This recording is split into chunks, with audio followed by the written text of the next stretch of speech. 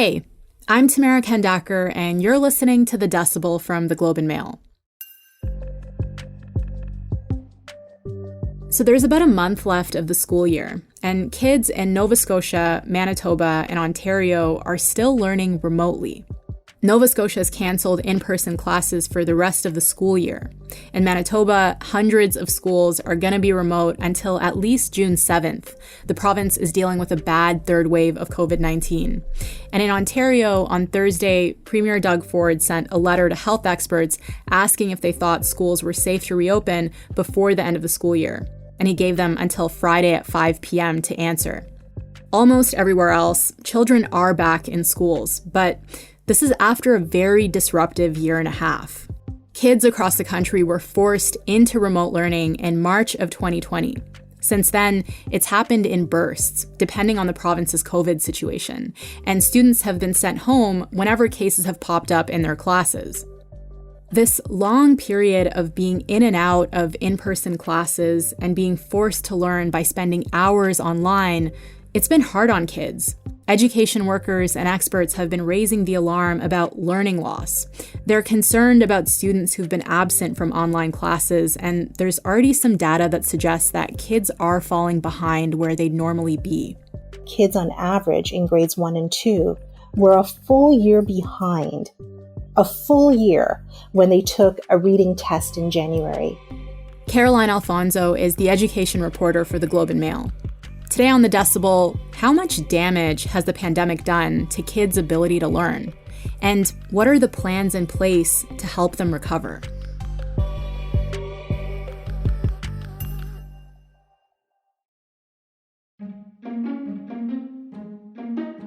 So, Caroline, the pandemic has caused a lot of disruption to the education system as students have been forced to go back and forth between doing classes in school or online.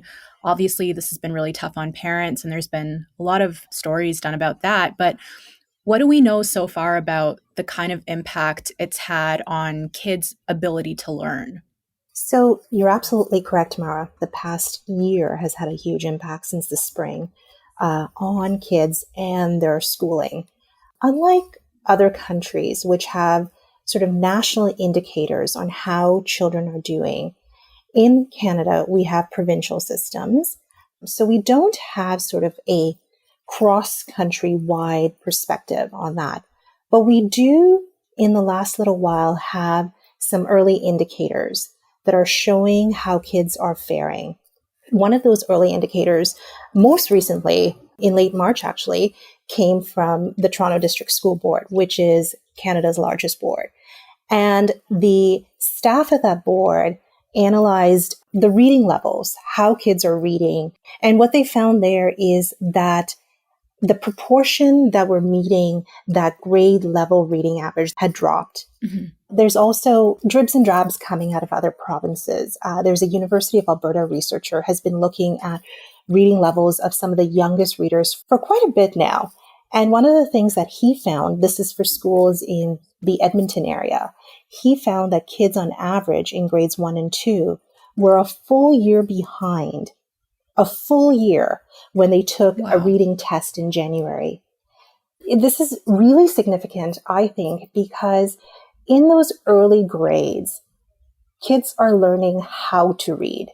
They're learning how to decode words. Before that shift happens in grade 3, where students are reading on their own, they're reading for the love of reading, they're reading for pleasure. Mm-hmm. So if kids are behind already in those early grades, what does that mean for their schooling going forward, unless there are interventions put in place right now? Yeah. I think some people might say, this doesn't sound like that big of a deal. They're just kids and they'll catch up. But you're saying that this is a pretty critical moment in terms of kids' development and their ability to succeed later on. That's right. You know, there's a chorus of voices that are saying that this pandemic is teaching kids new skills. And I'm not denying that kids are learning new skills. I mean, I have 2 kids at home right now who are learning online because the school system is shut down to in-class learning. and my 6-year-old knows how to mute herself and unmute herself on a Hmm. call. There are kids who are learning new skills. They're learning how to cook in the kitchen, how to play in the backyard. But I think, we're talking about a certain segment of the population that has more resources. What happens to kids that don't have a backyard? Hmm. So I've also seen teachers speaking out about problems with attendance for virtual school, saying that they're noticing prolonged absences and that some kids who might have, been walking around the hallways and like acting up now just aren't showing up for classes. How big of a problem is that? And how many students are unaccounted for in that sense? So I think those are two separate points.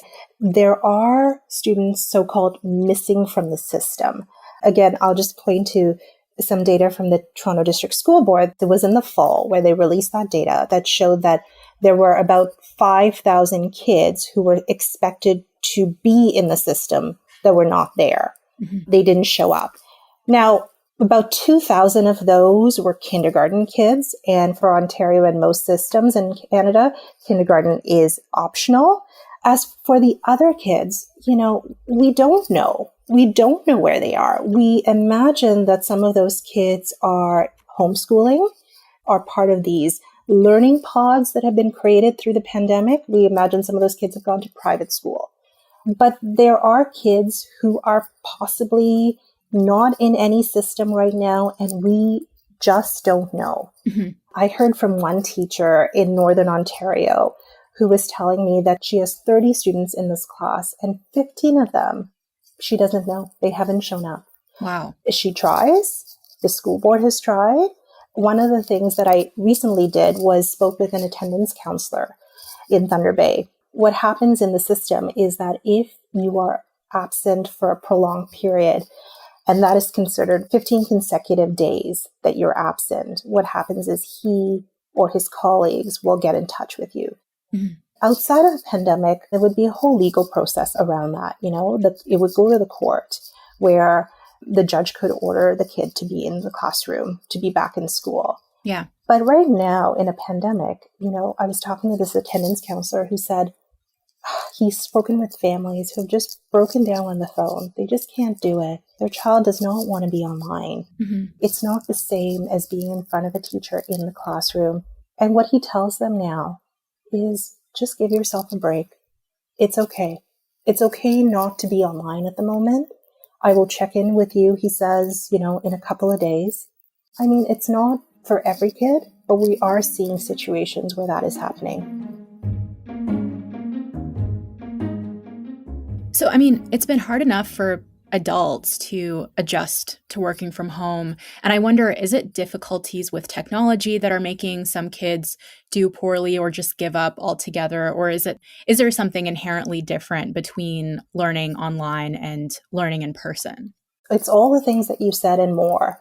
To start off with, I think school boards across the country have done a really good job at trying to provide technology to families, whether it's, lending laptops straight out of the classroom or out of board offices, providing them with some sort of internet service so that kids can log in online. But sitting in front of a computer all day is really tough. And for a 6-year-old or a 10-year-old to be able to do that, who's used to having a teacher walk over to help them, who's used to having to run around a playground with their friends, those social developmental things have been lost. Mm-hmm. I'm talking about elementary kids, but I also been speaking with some high school students who have lost out on so many milestones of their high Yeah. school life right now. It's, school part-time. There's no clubs or rarely any clubs. Maybe they're online. There's no extracurriculars right now. There's no sports. It's a very different experience. Yeah. Yeah, totally. Are kids from certain kinds of households struggling more than others? I wonder what the socioeconomic factors at play are here. Yes, I think the answer to that question is a definite yes. I'll use this example that may help understand it. I recently spoke to a family in Windsor, Ontario, and this mom had 3 children. And the school sent iPads home, uh, to help the kids learn. Teachers were online. And this family were Syrian or are Syrian refugees. And I asked her about her younger kids. She had one in kindergarten. And I said to her, "How is your kindergarten son doing?" And she's like, "He's not learning anymore. The other kids are not doing it. And we don't understand how to use the technology." Yeah.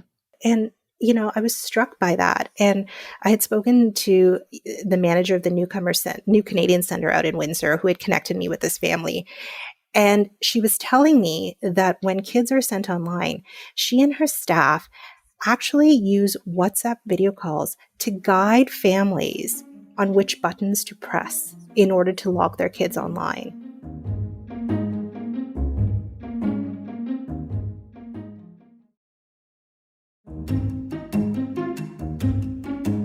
I'm also thinking about kids who had a tenuous connection to school to begin with. Maybe they were already struggling and were motivated to go to school because they were on a sports team, for example, or because of their friends.